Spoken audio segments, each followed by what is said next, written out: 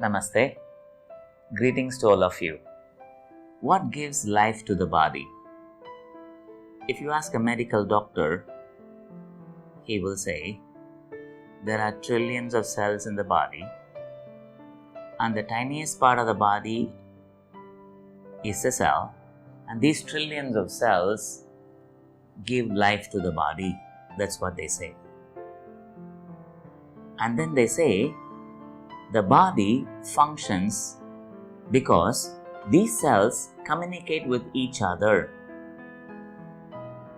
Try to understand, your body have trillions of cells, and the medical doctor says these trillions of cells, in order to give a message, for example, move your eyelids, move your right hand, left hand, if your brain has to communicate this information, they say the cells have to hit each other, and by hitting each other, they send a message, and in the process of sending message to trillions of cells in the body, the hands and the body moves.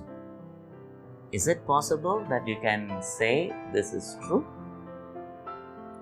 I mean, a layman can also have a doubt in this, because when you play, when you dance, when you do some activity which needs so much of precision and so much of swiftness and quickness in action, it is almost impossible to use this formula of communication for moving the parts of the body. You know this for sure, right? But then the medical science has limitations. It can only believe what it sees. So even though they know for sure there's something called soul, they do not want to explore the qualities of the soul, the science behind the soul. What is the science behind the soul? Where does the soul come from? Now, trying to explain the soul using the science, we have limitations. But then we can try to understand the mechanism by which the physical body operates. Thereby, we can try to connect to that one supreme intelligence which runs and makes the body alive. For example, you know for sure the physical heart is a key component for our body to live. Can you say it's only the heart that is a key component? Every organ in the body is so vital, and they all have to sync in a beautiful symphony in order to make the body live and be alive. Right? So in other words, trillions and trillions and trillions of cells have to be in action at the same point of time. Which means information from beyond the physical body, the brain and the organs are coming to guide the movement and the function of these bodies. The question is there any proof for this? We can try to decode some proof, friends. Let's see. For example, if you ask a medical doctor, how does the heart function? The doctor will show you a graph, ECG, electrocardiograph. And then they will say there are certain electrical impulses that are released by the heart, and that is what has been recorded in the graph. If you ask the doctor, how does your brain function? Is it functioning normally? Is your nervous system functioning normally? They will immediately try to do a test called EEG. It's called the electroencephalograph. In other words, the electrical impulses in the brain are recorded in a pattern, in a graphical display. So if the brain is functioning in a normal way, then the pattern of the graph will be of a certain type.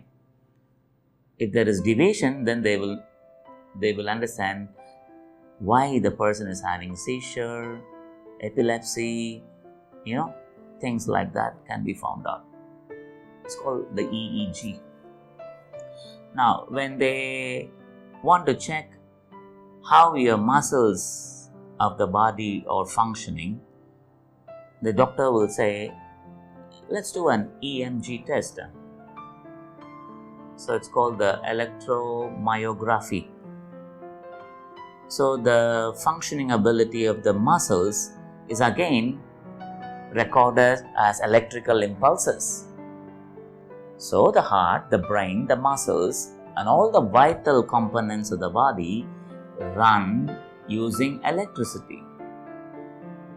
The question is that electricity produced inside the body, or does it come from outside the body and operating it?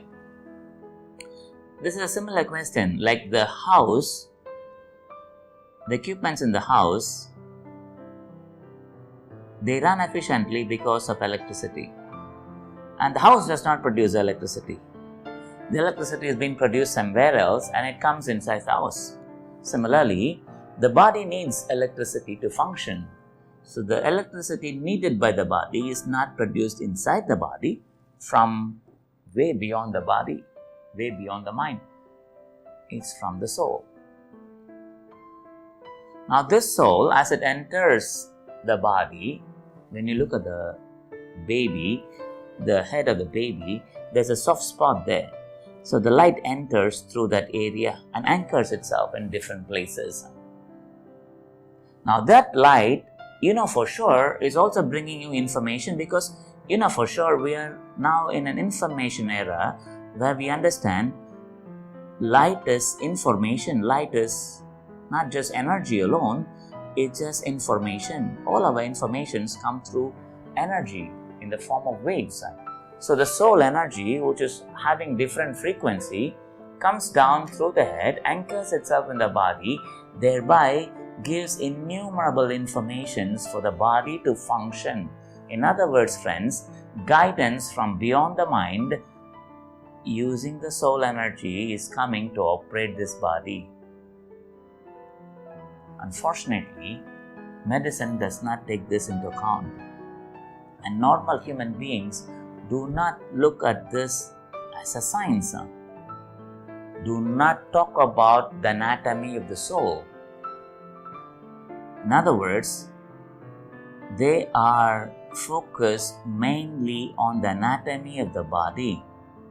But the anatomy of the person, the true person called the soul, is not being taught. The technology to understand the anatomy of the soul is taught in achieving oneness with the higher soul.